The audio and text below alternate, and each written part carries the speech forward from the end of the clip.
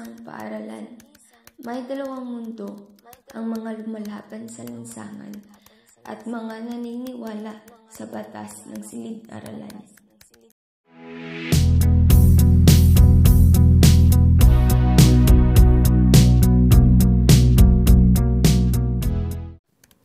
Hindi ako takot magsalita kasi mas nakakatakot ang manahimik. Corruption po. Laging ganyan yung issue. Corruption. Pinaka-corrupt na gobyerno sa mundo.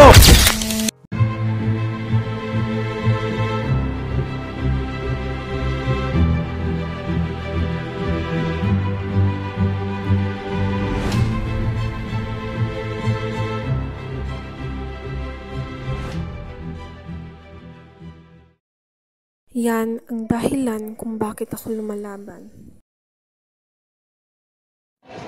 Lara, marami na talaga ang bayan na ito. Kahit gobyerno na ang nagbabayad ng tuition ko, hindi ko pa rin masasiguran ganito. Kaya dapat ipaglaban natin ang tama.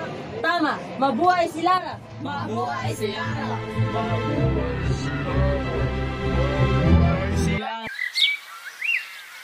Walang pagulan sa gitna ng korupsyon.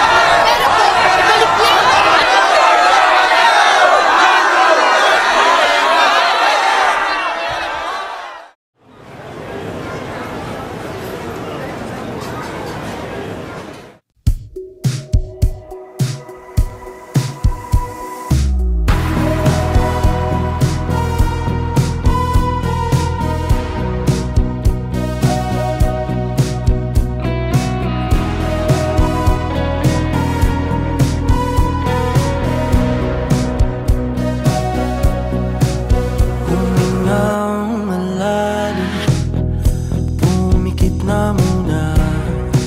Dito lahat nagsimula.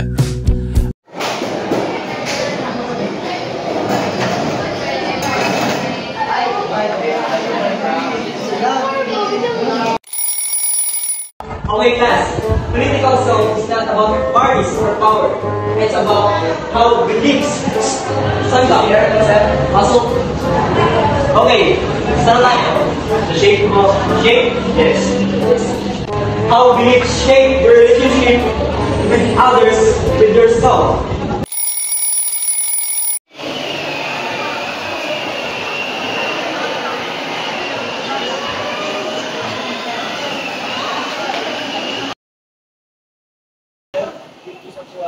Lara?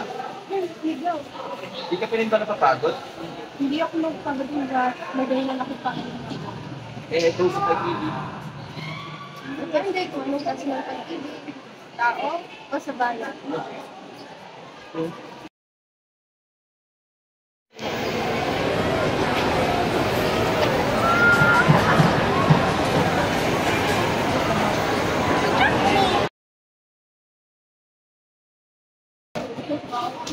Pwede ko bang hilapin si Lara? Sige. Ano yan, Miguel? Di ka nga dito?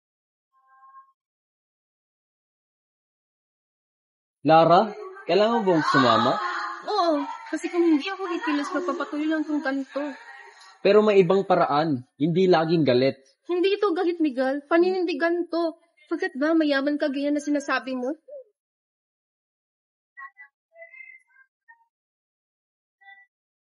Pagkaiba man kami ng paraan, pero pareho kami may dahilan.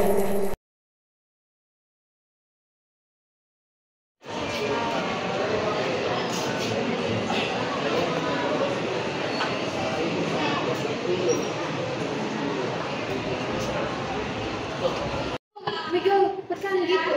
Ba't ikaw, masuspend ko? Hindi ko kaya manahimik kung ito ang kapalit ng pagtulong ko sa'yo. Okay lang.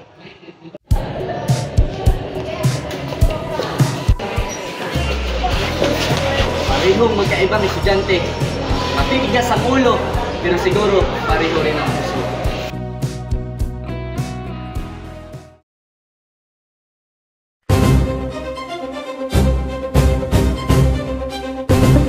Magandang gabi. Nahaharap ngayon sa mga paratang ng korupsyon sa Pangulong Reyes matapos matuklasan ang umano'y maling paggamit ng pondo ng gobyerno. Ayon sa ulat ng komisyon ng audit, may mahigit 2 bilyon na pondo para sa mga proyekto ang hindi maipaliwanag kung saan napunta. Ito ang ulat mula sa ating presidente. Magandang gabi sa ating mga kababayan. Narinig ko ang paratang ng korupsyon laban sa aking administrasyon. At malinaw kung sinasabi ngayon, wala akong nilabag na batas. Ang mga isyu ito ay bahagi lamang ng kalihira at politikang gustong sirain ang aking mga programa para sa bayan. Ang pulong sinasabi nilang nawala ay ginamit sa mga proyektong kikita ninyo mismo sa mga probinsya, kalsada, tulay at ospital. Hindi ako takot sa investigasyon. Bukas ang palasyo sa lahat ng gustong magtanong at mag-audit. Pero sana, bago tayo mahusga, tingnan muna natin ang buong katotohanan. Naniniwala ko sa huli, ang katotohanan ang maglilinis ng pangalan ko. Maraming salamat at mabuhay Pilipinas. Korupsyon ang bansang Pilipinas. O Lara, ano ba yung tinitignan mo? Alam mo, yung lalaki ko, hanggang salita lang eh. Ikaw tumingin yan, mas mabuti pang mag-aaral na lang tayo. Alam mo ba ito, may nag-message sa akin. Ano ba yan? Hindi ka tingnan kung sino, pero yun ano.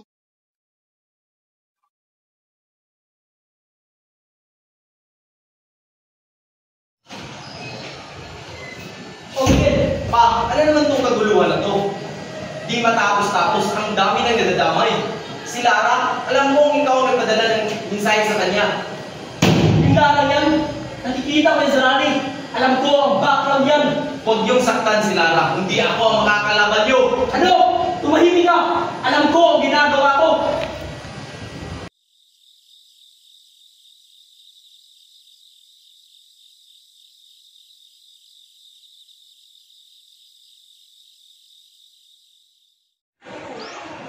Lara, bakit kailangan mo ilagay ang sarili mo sa panganib? Kasi hindi ko kayo mali ng bansa ko, nagtahimik lang. Yan ang tinatakutan ko, yung tapang mo. Mali ng isang tulad ko. Hindi, takot ako mawala ka sa laban mo. Kaya ko ba ito? Sige lang na, kaya mo para sa bayan, pagpatuloy mo lang.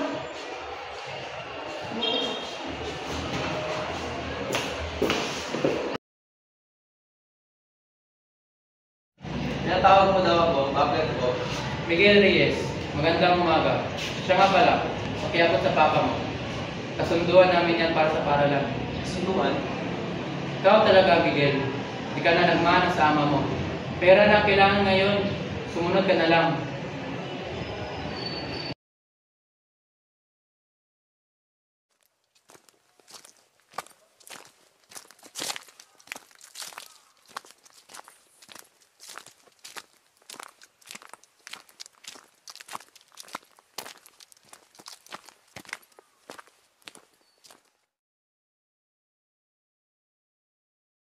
Tinatawag mo daw ako, bakit ko? Miguel Reyes, magandang umaga. Siya nga pala, pakiabot sa papa mo. Kasunduan namin yan para... Hindi mo ako sinaksak sa likod, Miguel. Niyakap mo ako habang pinapatay mo ang tiwala ko.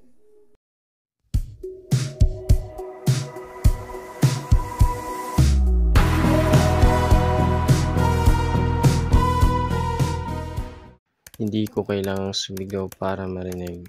Minsan, sapat na ang dahilan.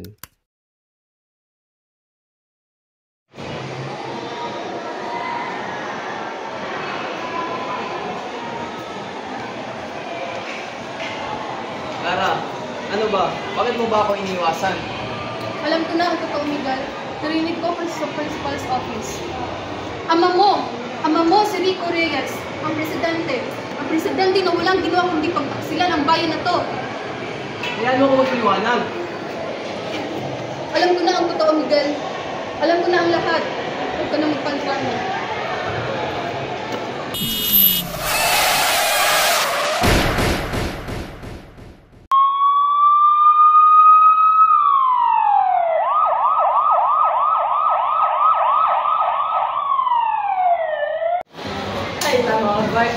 Lara, talaga ng buhay. Yan.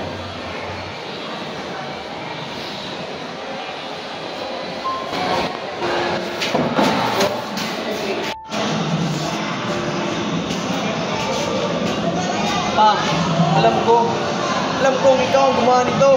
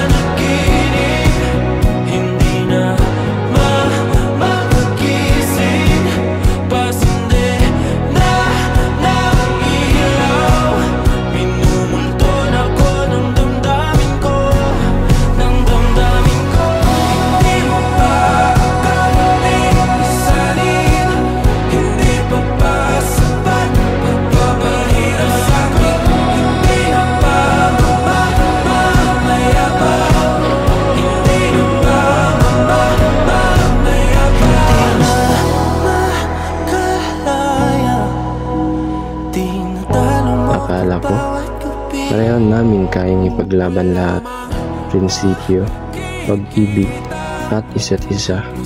Pero may mga laban talagang hindi sabay natatapos. Akala ko, sabay tayong gagraduate.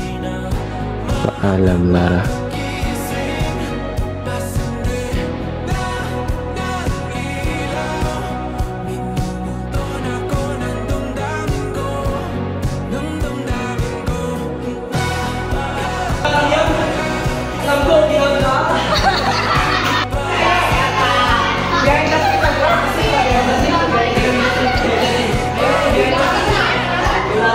Walang pagudlan sa gitna ng korupsyon.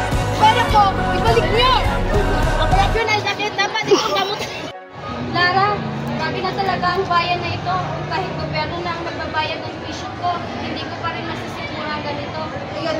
Paglaban natin ang tama. Tama! Mabuhay si Lara! Mabuhay si Lara! Mabuhay! Mabuhay!